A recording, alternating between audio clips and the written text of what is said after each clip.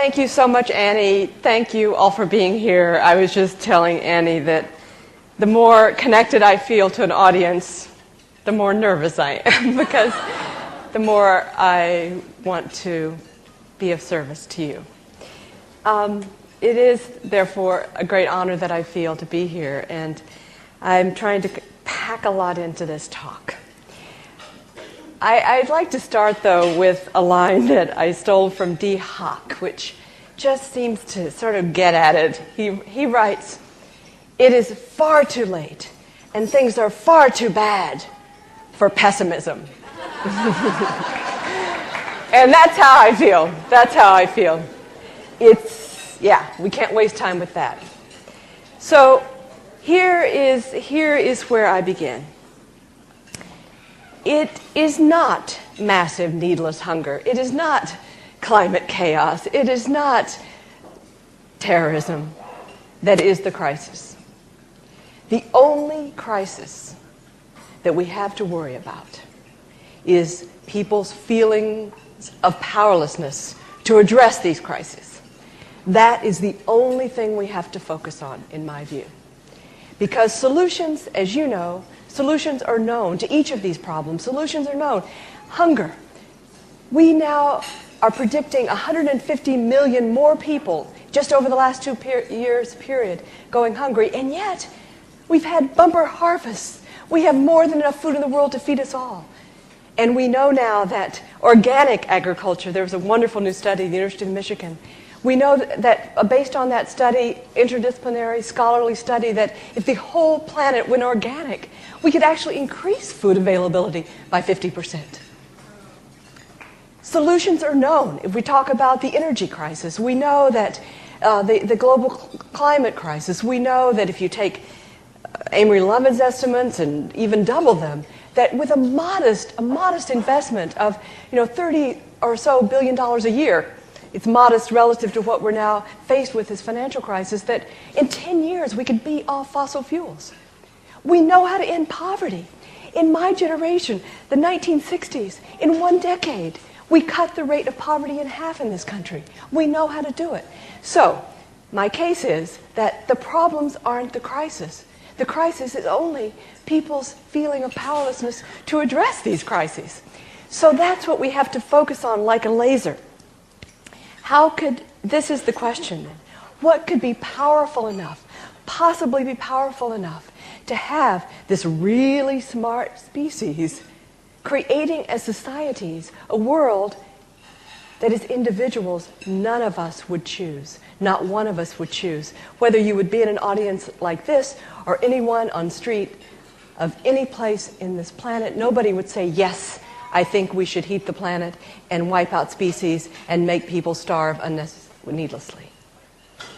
So, what could be powerful enough to have us creating this world that we as individuals for? Well, I don't think it's George Bush.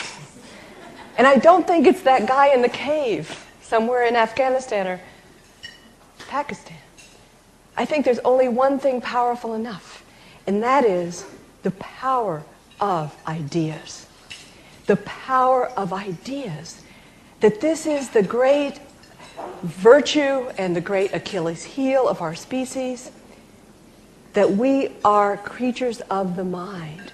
We each see the world through filters. We see the world according to the ideas that we hold, that tell us what is our nature, what is the nature of nature, and therefore what is possible.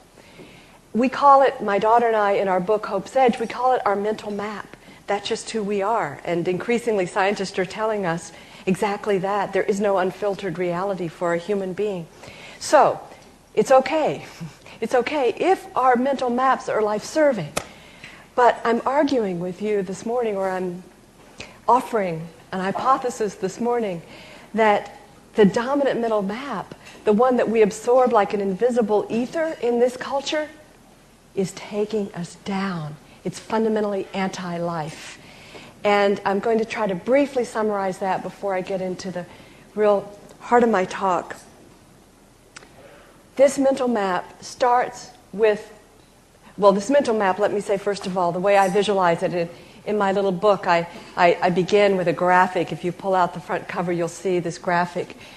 The mental map is a spiral of powerlessness coming from the dominant mechanical worldview. And this spiral of powerlessness begins with a single premise, begins with the premise of not enough, the premise of lack. There's not enough of anything, right?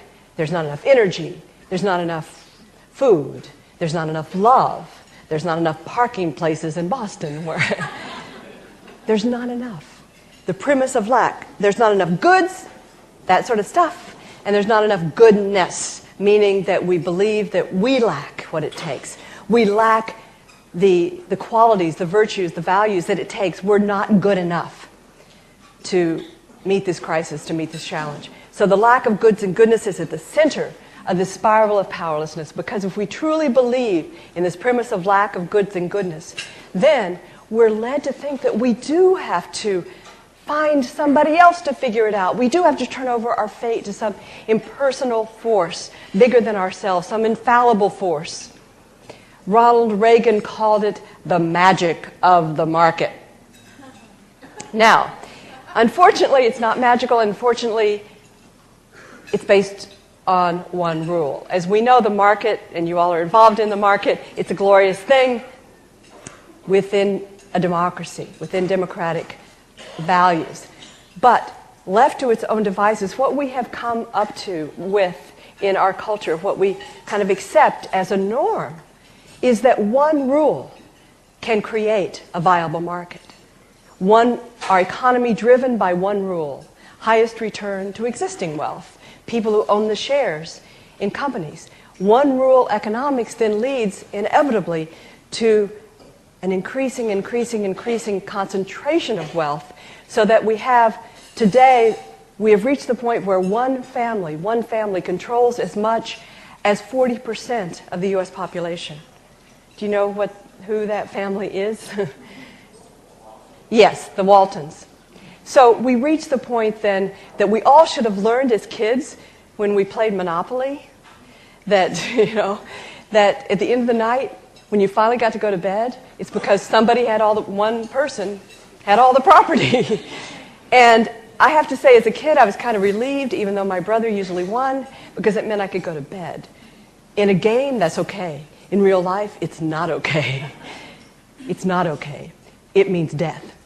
So this spiral of powerlessness starts with the premise of lack, ends up then with creating such concentrated power that it does then appear to be that everybody is these selfish little critters who don't have enough goodness in them, and we can say, see, look what human beings have done. They have to be necessarily these selfish little materialists out to get their stuff, or they wouldn't have created this monstrous situation